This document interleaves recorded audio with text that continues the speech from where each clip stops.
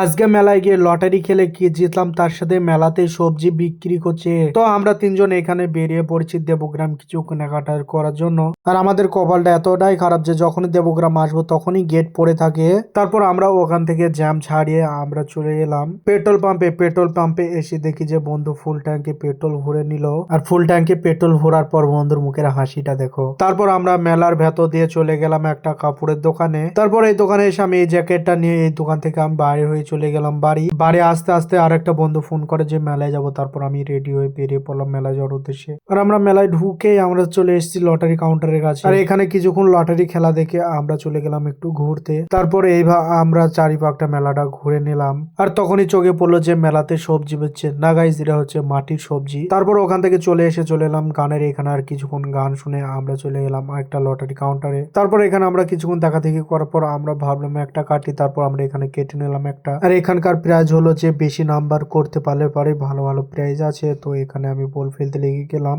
আর এখানে আমার ভালো নাম্বার বাদিনি, তাই আমাকে দুটো প্লেট ধরিয়ে দিয়ে সান্ত্বনা পুরস্কার দিয়ে আমাকে বাড়ি দিয়ে পাঠালো।